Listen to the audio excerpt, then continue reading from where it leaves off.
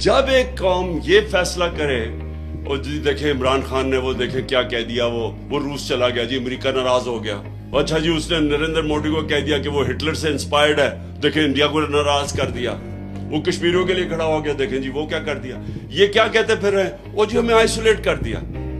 ان کا مطلب یہ ہے کہ آئسولیٹ نہ کیسے ہوتا ہے، ان کے جوتے پالش کرنے شروع کر دو، ان کے پیروں میں گر جاؤ۔ ان کا مطلب یہ ہے کہ لوگ اس کو اچھی فورن پالیسی کہتے ہیں۔ یہ فورن پالیسی تو آپ 50 سال سے کر رہے ہیں، تو اب تک تو پاکستان کو سپر پاور بن جانا چاہیے تھا لوگوں کی جوتے پالش کر کے۔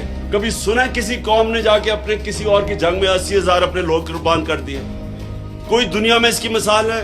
یہ ان کے 3,000 سے کم لوگ مرتے ہیں، آپ کے 80,000 لوگ مر جاتے ہیں، اور کوئی شکریہ تک نہیں کرتا، بلکہ ہمیں ذمہ دار ٹھہرا دیتا ہے کہ جو افغانستان میں ان کا فیلئر ہوا۔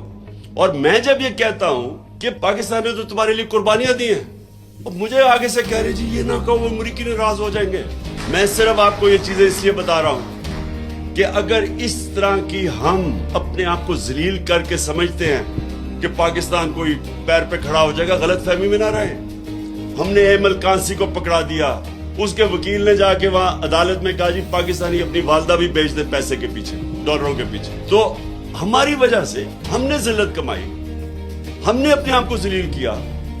اس کو دوسرے کو، ایک رمزی یوسف، اس کو پکڑا دیا۔ ریمنڈ ڈیوس نے دن دہاڑے آ کے 2 پاکستانیوں کو قتل کر دیا، وہ چپ کر کے اس کو واپس بھیج دیا۔ پھر 400 ڈرون اٹیک کر دیے۔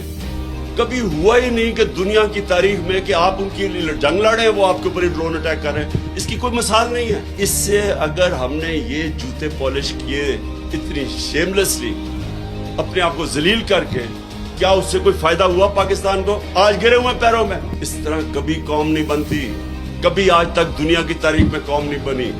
میں بار بار مدینہ کی ریاست کی اس لیے مثال دیتا ہوں، وہ پہلے دن مدینہ کی ریاست ہی بن گئی تھی، انہوں نے جدوجہد کی تھی، انہوں نے مل کے، کمیونٹی نے 2 جنگوں کے اندر، جنگ احد اور خندق کے اندر، تو امہ کو خطرہ تھا کہ وہ بچیں گے بھی یا نہیں۔ فاقے کیے انہوں نے، جب انہوں نے سیج کی ہوئی تھی مدینہ کی، نبی صلی اللہ علیہ وسلم نے 2 پتھر پیٹ پہ باندھ کے کام کر رہے تھے، وہاں قربانیاں دے رہے تھے۔